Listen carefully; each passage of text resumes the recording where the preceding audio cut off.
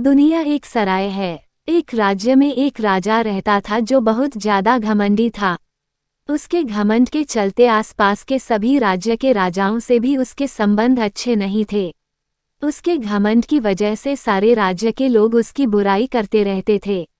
एक बार की बात है, उस गांव से एक साधु महात्मा गुजर रहे थे। उन्होंने भी राजा के बारे में सुना और राजा को सबक सिखाने की बात सोची। साधु तेजी से राजमहल में बिना और प्रहरियों से पूछे सीधे अंदर चले गए। राजा ने देखा तो वो गुस्से से भर गया। राजा बोला, ये तो उद्दंडता है महात्मा जी, आप बिना किसी की आज्ञा के कैसे गए। साधु ने विनम्रता से उत्तर दिया, मैं आज रात आपकी इस सराय में रुकना चाहता हूँ।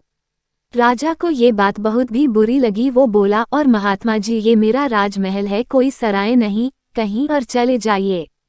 साधु ने कहा, राजा साहब, तुमसे पहले ये महल किसका था? राजा जी, मेरे पिताजी का। साधु, तुम्हारे पिताजी से पहले ये महल किसका था? राजा, मेरे दादाजी का।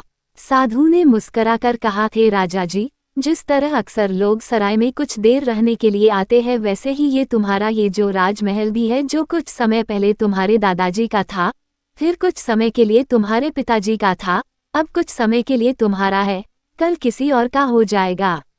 ये राजमहल जिस पर तुम्हें इतना घमंड हो रहा है, ये एक सराय ही है जहाँ एक व्यक्ति कुछ समय के लिए आता है और फिर चला ही जाता है।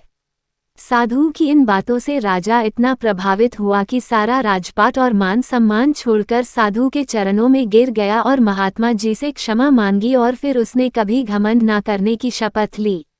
मित्रों, ये कहानी मात्र नहीं है, बल्कि इस कहानी इसमें एक बहुत बड़ी सीख छुपी हुई है।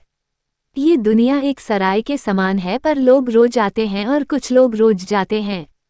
अच्छी सोच रखिए और अच्छे काम करिए, क्योंकि इस सराय से एक दिन सबको जाना है। कंक्लूजन। तो दोस्तों, ये थी कुछ स्पिरिचुअल स्टोरीज इन हिंदी। आशा है आपको पसंद आई होंगी और आप अपने जीवन में इनसे कुछ जरूर सीखेंगे। हमें कमेंट करके जरूर बताएं जी, इनमें से आपको सबसे अच्छी कौन सी कहानी लगी।